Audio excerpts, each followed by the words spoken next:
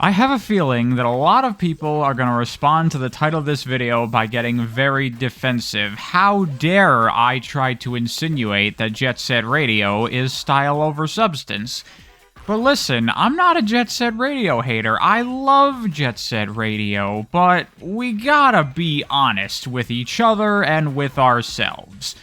Jet Set Radio as a game is really not that great. I mean, when people talk about Jet Set Radio, what are the things they always go to? Oh, the cool style, the great cel-shading visuals, the incredible Hideki Naganuma music, all those kinds of things.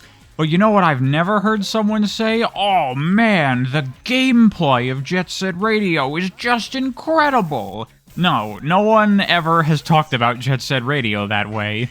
Maybe a bit when the game first came out, as 3D games were still relatively new at that time, but especially by today's standards, Jet Set Radio is really nothing amazing.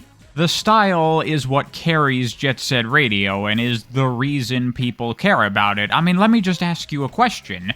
If Jet Set Radio did not look and sound the way it did, would you still care about it? If it had a generic, realistic skater aesthetic and just had your kinda typical punk rock music, then would so many people feel so fondly about it? I think absolutely not. Because when you just take the game of Jet Set Radio and you divorce it from all the style, it kind of just turns into, like, a okay-ish Tony Hawk ripoff. You know, it's very different than Tony Hawk in many ways, but definitely, especially around this time, everybody was trying to rip off the Tony Hawk games, and there's definitely a lot of that in Jet Set Radio's DNA. And all those other Tony Hawk ripoffs, nobody really remembers, and if it wasn't for the standout style of Jet Set Radio, I think it would be just like all those other ones. However, that is not to say that Jet Set Radio is entirely style over substance, because I do think Jet Set Radio is a fun game, but it's not the most incredible, amazing game I've ever played in the world.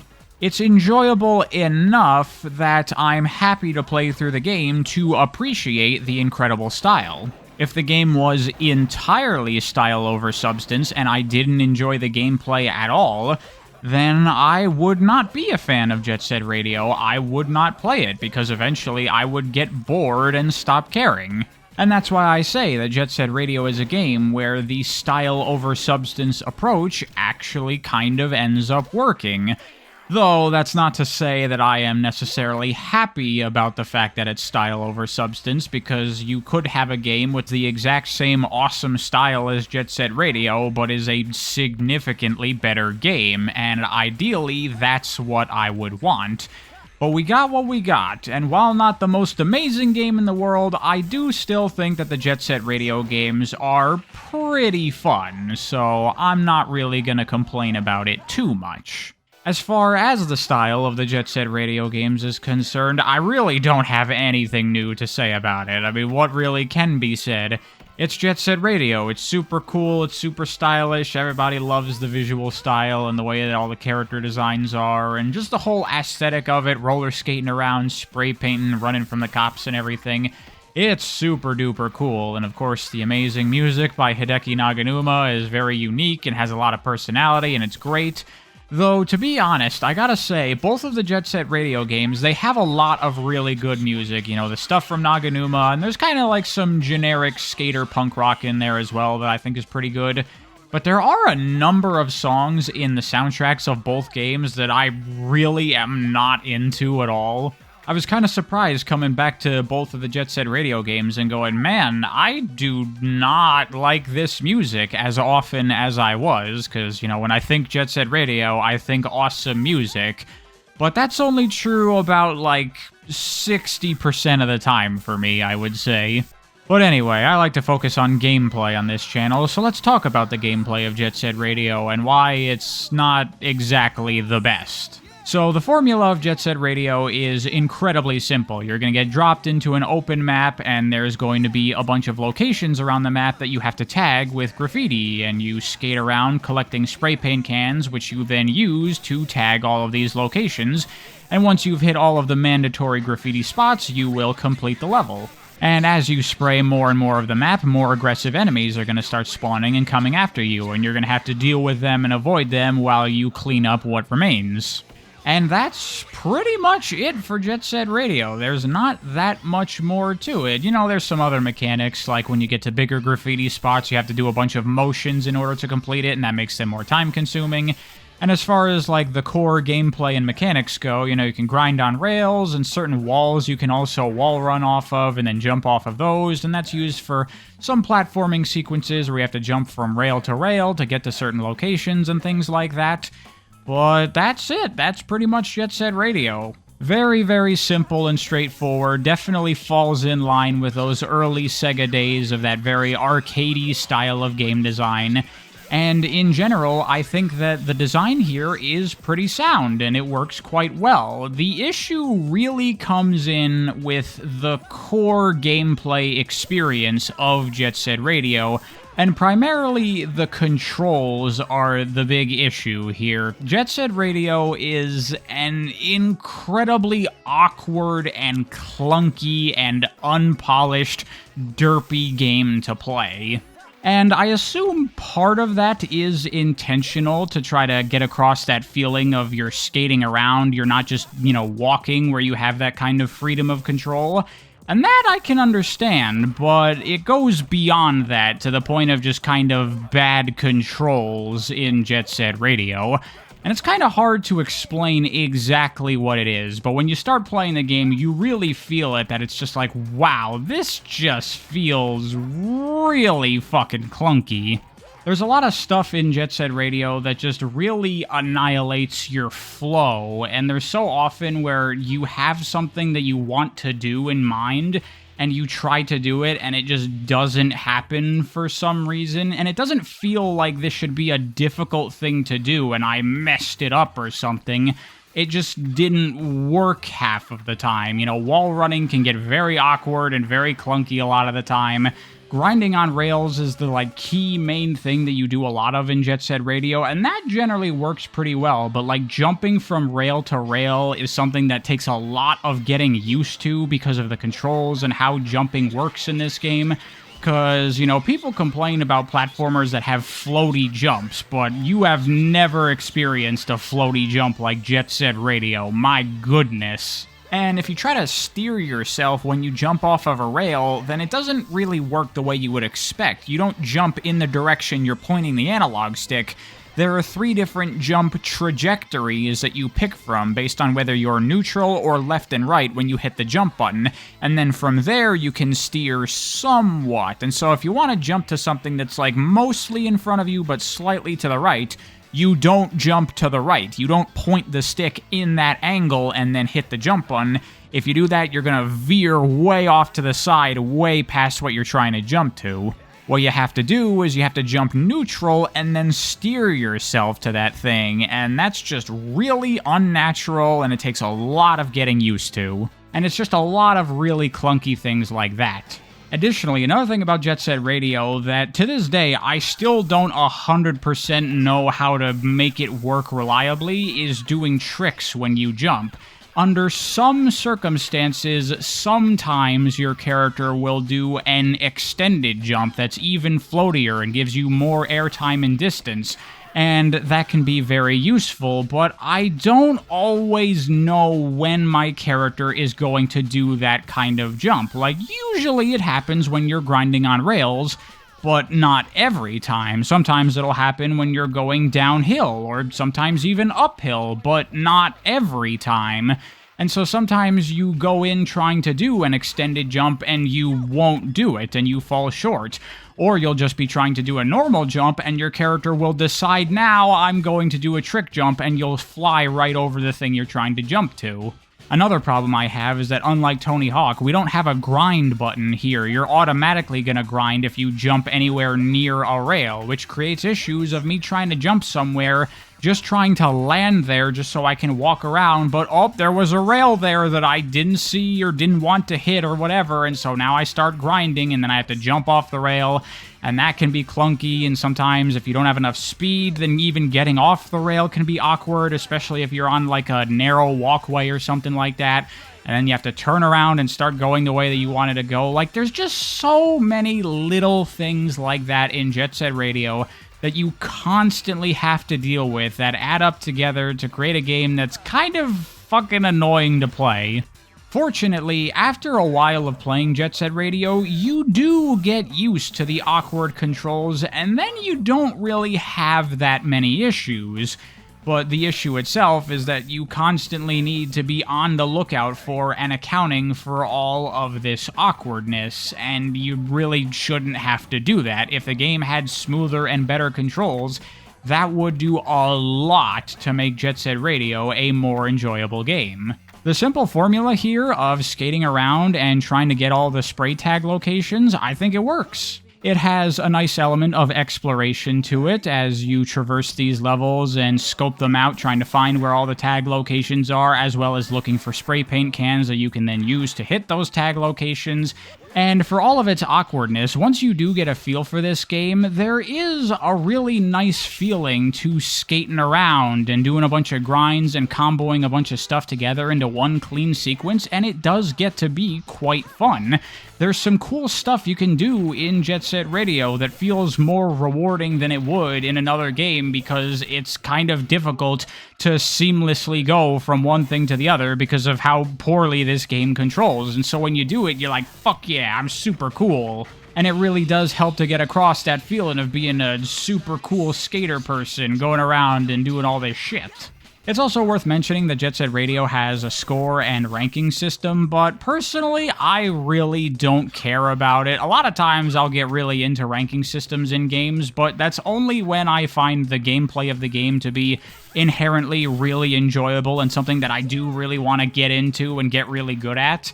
But in the case of Jet Set Radio, with it being such an awkward and clunky game, I feel very little desire to get really good at it because so much of it is just the game not working with me in a way that does not at all feel fun. So I feel like trying to get good and trying to go for jet ranks on every level would be more frustrating than anything else.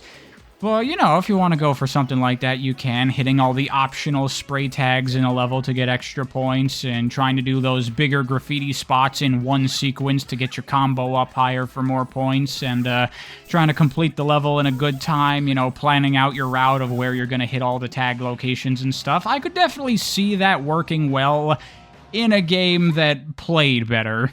Also, while I find the core gameplay structure of Jet Set Radio to be very good, the additional forms of gameplay here that they have I do not think are good at all.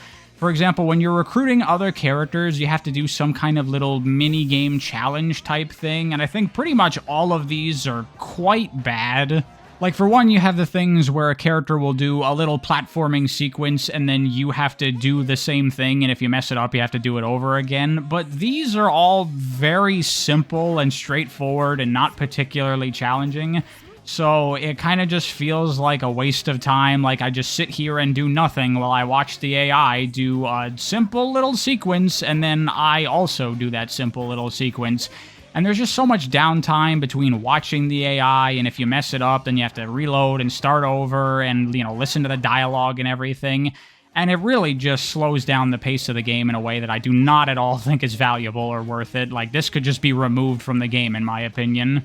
You also have these sequences where you have to race another character to a certain location, and the issue with these is that they do not equip you with adequate information to figure out where the hell you're even supposed to be going. By default, they don't even show you the destination you're racing to. It just shows you the pause screen, and you yourself have to pull up the map to see where your end destination is. But even that isn't super helpful a lot of the times because the maps in these games are not the most useful things in the world for figuring out where you need to go and what you need to do. They don't do a good job of showing you what the viable paths to your destination are and how you go about getting there. And in these races, there will sometimes be routes that are blocked off that are not marked on the map, so you'll think that that's a valid way to go, but actually it's not, and that ends up fucking you in the race. So a lot of times, like, you have to follow the AI to figure out where the hell you're even supposed to be racing to, and then you're like, okay, now I know where to go, and then you restart, and now you can actually try to race. And it's all just very, very bad. It just doesn't work well. I don't think the idea of racing is inherently flawed in Jet Set Radio, it's just the way it's done here is not at all good. Though the one little side mode that I do like here is what's called Tagger's Tag in Jet Set Radio Future, where you have to chase after other skaters and tag them in the back. And these modes are pretty cool because it means that you have to, like, really stay on your opponent, and while they're skating around and doing all these jumps, you have to quickly react to what they're doing and do the same thing, or take shortcuts in order to cut them off or whatever, and these are actually pretty fun. Again, a little bit awkward and clunky, because if you bump into them, then it creates like a bunch of issues where you like fall over and it just kills the pacing of everything. But for the most part, I think that this is quite fun. There's also collectibles in Jet Set Radio, these things called graffiti souls that you can find in hidden little areas, or you have to do specific special platforming challenges in order to get them. And, you know, it's fun to go for these things, but I'll be honest, I have absolutely no idea what getting these does. I don't think it unlocks anything, maybe? I don't know. I've never collected all of them. I have no idea what they're for. Someone let me know in the comments. And that is Jet Set Radio. Like I said, I don't think that this is an incredible game. I think that it is pretty decent. But it's good enough that I have returned to Jet Set Radio multiple times and replayed it, and I have gotten a good experience out of every single time. And that is not something I do for any old game. I'm pretty picky when it comes to the quality of games that I play these days, because there's so many games out there that why would you bother playing a good game when there's more great games than you could ever play in your entire lifetime? And despite the fact that I don't think Jet Set Radio is a great game, for some reason there's something about it that makes me come back to it time and time again. It's got that secret formula, that special sauce, that something about it that really makes it stand out, and I think that's why so many people connect with Jet Set Radio so much.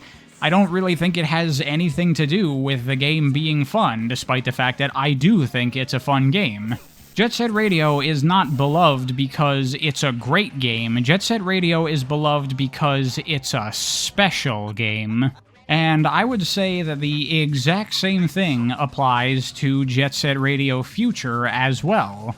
I don't really know what the consensus is amongst Jet Set Radio fans about which game is better, Jet Set Radio or Jet Set Radio Future. I have a feeling that most people probably like Future more, and I definitely felt that way for a long time, but now coming back to the Jet Set Radio games and for the first time playing them back to back, I actually think that I like the original Jet Set Radio more than Future, which was quite surprising to me because there's a lot that Future does to improve over the original Jet Set Radio. For one, the controls are immensely overhauled in Jet Set Radio Future. The game feels so much better to play. The controls, the polish, just everything is infinitely better here in Jet Set Radio Future. It can still be a bit awkward and a bit clunky, but it is a significant improvement over the original game for sure. There's also been some new mechanics added as well, as you would expect with a sequel. Now they've added the ability for you to manually do a bunch of tricks while grinding on rails or while going into the air, and really the primary function of this is just to get points, but there is a practical application to doing tricks on rails as it enables you to build speed while grinding, which is not something you could do in the original game. So if you were grinding up something and you didn't have a lot of speed, then you would just kind of slowly trot along, and if it was going uphill, then you would like run out of speed, and it would create all this awkwardness. Now you can just do a bunch of tricks, and that will gain you speed as you go, making things much smoother and much better. And a cool thing they've added is the boost, where you can spend 10 spray paint cans to get this giant burst of speed for a couple seconds. And of course, a very big use for this is to have gigantic jumps to go massive distances, which is very useful for a lot of things, especially with how Jet Set Radio Future has altered the level design, as these levels are much bigger than the ones from the original game, and so these big jumps through these boosts can be very useful for getting around. But honestly, aside from the improvements to the controls and the added mechanics, Jet Set Radio Future is extremely similar to the first Jet Set Radio game. You know, generally what you're doing is pretty much the exact same thing. You go into an open area, you gotta spray all of the locations. So with that, you would assume that Jet Set Radio Future would kind of just be exactly like the first game, but much better, and in many ways it is, but there is also a number of things different about the way Jet Set Radio Future is designed that I personally find to be not quite as good as the way the original Jet Set Radio is designed.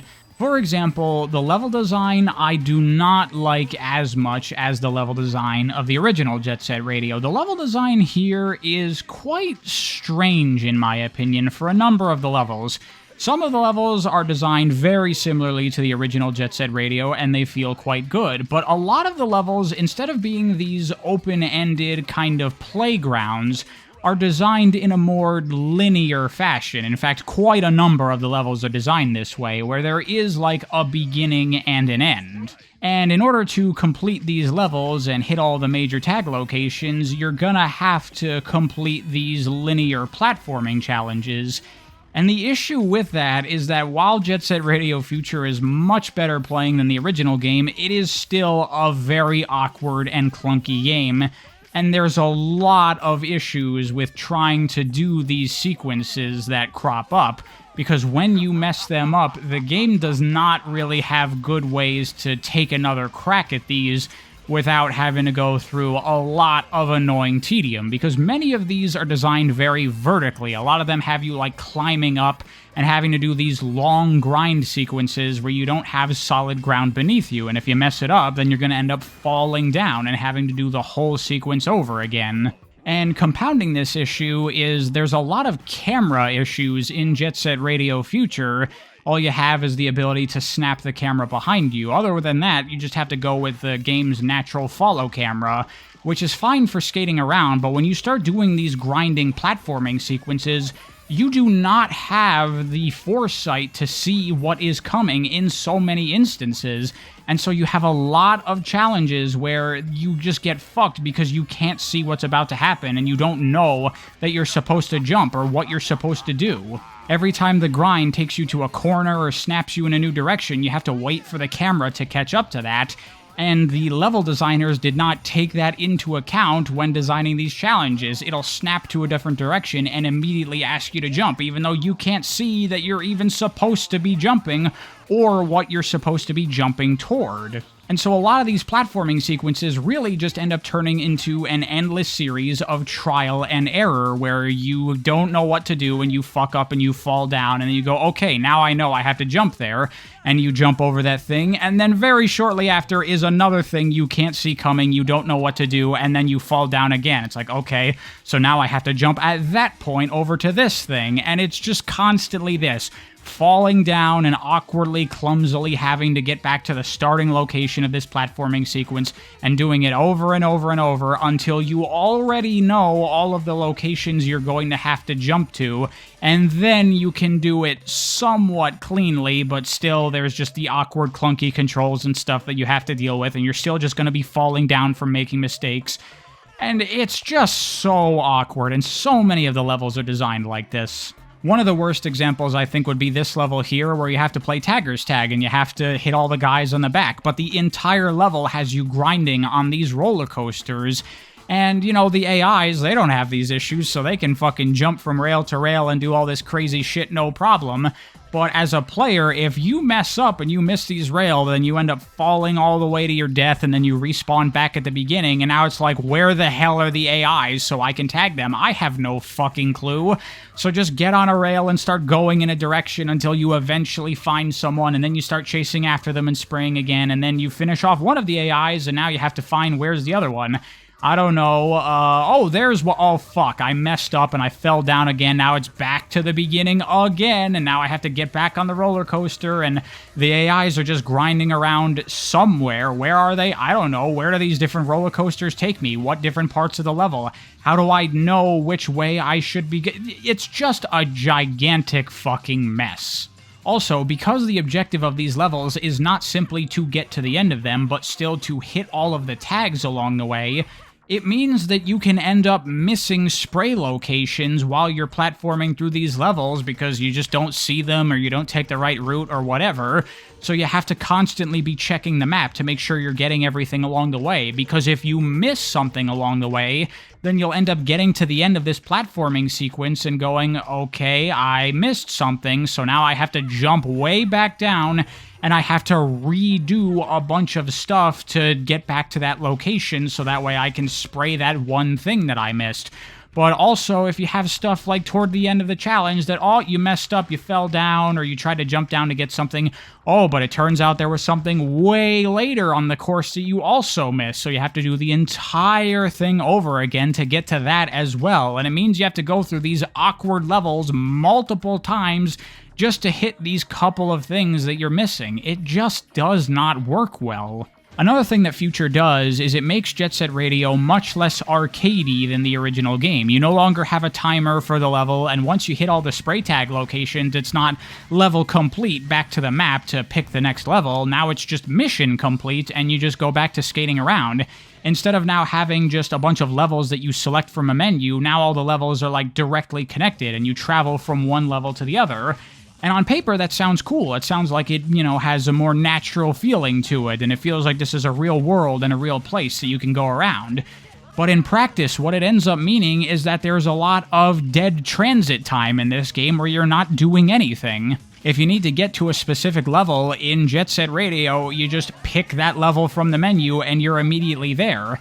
Here in Future, if you want to get to a specific level, then you have to check the map and, okay, what area do I need to go from to get to that location? Oh, I have to go here, and then here, and then here. And the process of doing that is mostly just going from one location to the other, just walking forward or grinding across a rail and going from loading screen to loading screen. And now I'm at the level that I wanted to be at. Like, all that does is eat up a bunch of time. Oh yeah, another issue I find with Jet Set Radio Future is that the game sometimes does not do a very good job of pointing you in the direction of what you're supposed to be doing next. Sometimes you'll end up in these parts of the game where you have a couple of different areas you can go to, so you just go to one of those areas to, get all the spray tags there, but then it will be like, oh, you can't actually do this right now, come back later. And it's like, if I can't actually do this right now, then why did you tell me that I could come here? And those aren't the only issues either. I think there's other problems here as well. Like, for example, they've made combat a thing in Jet Set Radio Future, and that was not a thing in the original Jet Set Radio. There were enemies, but primarily what you had to do was just avoid them. Certain enemies, you could, spray them to disable them, but for the most part, you had to run from the enemies in the first game. But here, now, the enemies don't just show up when you're traveling around and spraying and stuff. Now, instead, you get, locked into these combat sequences where they put up walls, and now you're in, a little combat arena, and you have to take out all the enemies before you can continue on. And this combat is not at all good. For the basic enemies, all you do is ram into them and spray them, and so, okay, that's nothing. And then for the bigger enemies, like tanks, or sometimes there's even, little bosses in this game, a lot of them are just really awkward and clunky to fight as well. Like, some of them, you just grind up to the weak point and spray it, and that's the entire mechanic of fighting this thing, and that's really fucking lame. But then you also have, this one guy here, and he's got these, robot arms that extend out, and you have to avoid the robot arm and grind up the rail and then knock him off of a wall, and then you can spray him, which sounds like a fine design, but in practice, like everything, it's so awkward because avoiding his robot arm is kind of weird, and then you have to grind up it, and then when you hit him, you, bounce off and get diverted in some random direction, so you have to turn around and skate up to him, but don't get too close, because if you touch him, even when he's knocked down on the ground, you're going to take damage, and that's going to stop you from spraying, so you have to stop just in front of him and then start spraying him, and by the time that you've managed to do this, because you're battling with the awkward controls, he's probably gotten up and you've barely had any time to spray him, and just, all of the fights have some kinds of issues like this. It's just so bad. Combat, I think, was a big mistake to introduce into Jet Set Radio Future. Not just because it's bad on its own, but because I think that the interaction you had with enemies in the first game was so much better. When you didn't have a way to disable the enemies and your only option was to run from them, I thought that added so much more to the core gameplay formula and the stylistic identity of what they're trying to go for with Jet Set Radio. Yeah, sometimes it can get very annoying when you're trying to do a big spray sequence, but there are these enemies around, and so they keep on tackling you, and you have to leave and come back. But in a way, I think that fits exactly with what Jet Set Radio is trying to make you feel. You're supposed to feel like a hooligan that's spraying all this graffiti, and, oh shit, it's the cops, we gotta get out of here. And that adds a little bit of tension when you're doing those big spray sequences and you see the enemies and they're coming after you, and you have to make the decision, do you want to try to stay on this spray and finish it even though it's going to take some time? Or would it be better to just abandon it and come back later once you've evaded the enemies? And that can be a fun little decision of trying to push it to the very limit and be like, no, I can finish the tag before they get to me, I can do it, and then maybe you do, maybe you don't, and either way, that creates a fun little scenario where you go, god damn it, and then you have to run away if you mess it up. Or you go, fuck yeah, I managed to finish it, and then you run away, and it's like, haha, take that, cops, you can't stop me, I'm too fucking cool. But here, in future, you don't get any of that because there is a clear separation between skating around and spraying the area and dealing with enemies. You don't do those two things at the same time. You're not running from the enemies and trying to spray while they're chasing after you. And because you no longer have those threats that you have to deal with while you're spraying around, they have removed the bigger sequences where you have to do all of those motions to do your big sprays. Now it's just many sprays that you have to do all in one location. And by the way, one thing that's really annoying is they've made it so now the camera is forced to look at the thing you're spraying, which gets extremely disorienting when you're trying to grind through a platforming sequence and spray at the same time. It just makes the visibility problem all the worse. But again, removing those bigger spray sequences where you have to do those motions, I feel like it harms the feel of what they're trying to go for with Jet Set Radio. Because, you know, those motions, they're just QTEs, and normally I'm like, fuck QTEs. But in the case of Jet Set Radio, I think it worked because it made those time-consuming, and it added that pressure of trying to get this done before the cops get you. And the fact that instead of button sequences, it's pushing the stick in all of these various different motions, it did a good job of simulating that feel of spray paint art. And that is gone here in Jet Set Radio Future.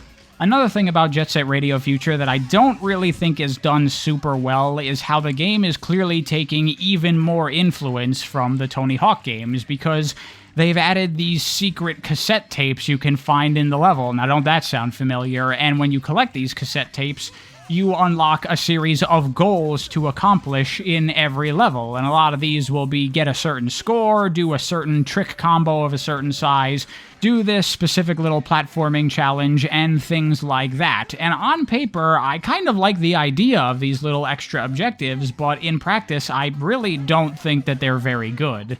The ones for getting a certain score, the problem with that is that this is no fucking Tony Hawk game. The scoring and trick system here is so basic in comparison, and it's really not that fun or impressive or cool to get big scores, because really all it boils down to is getting on a rail and just repeatedly pressing the trick button until your score gets high enough, and, you know, jumping from rail to keep your combo going. But a lot of the level design is just built to facilitate that, and it's not like there's any balancing system or anything that makes this challenging in any way. It's just kind of a thing you do, and there's not really very much to it. Same goes for, like, the combo sequences. It'll be do 4 air tricks all in one sequence, which really just means jump from a high area and do a bunch of air tricks before you reach the ground. Wow, amazing challenge, super duper fun. And when you get to the later challenges at the end of the game, they start to ask for a ridiculous number of combos and stuff. So, like, when it asks you to do a 50 combo, then really what that ends up doing is you just get on a really, really long rail and you pull back so you don't go very fast, and you just repeatedly press the trick button until you have that number. Not exactly what I would call fun gameplay. And the problem with the more specific challenges is that most of the time, I don't know what the fuck I'm supposed to be doing, because I look at the challenge description and there's a bunch of fucking Japanese characters saying, grind on this thing, and I'm like, what the fuck is that? I don't fucking know. Why the fuck wasn't that translated? What the hell, man? So yeah, trying to turn Jet Set Radio Future into more of a Tony Hawk-like game, I don't think that's a bad idea necessarily, but I do not at all think that they did it well in this game. It's quite shit, honestly. And these kinds of issues add so much friction to the enjoyment of Jet Set Radio Future, because when the game is at its best, I think it's much better than the first one. The controls are better, the gameplay is better. In so many regards, this game is a huge improvement over the first game, but then in so many other regards, they make so many mistakes that I think make the game significantly worse than the first one. And so you're constantly flip-flopping between this game is really fun and this game is really boring and frustrating because I don't know where to go or what to do, or I keep messing up this platforming sequence and it doesn't feel like my fault, and this is my 9th time having to go through this area, and it's just, So many issues here. To be honest, I kind of feel like they fucked up this game. Like, making the Jet Set Radio sequel, they made just so many mistakes that they have significantly harmed what this game could have been.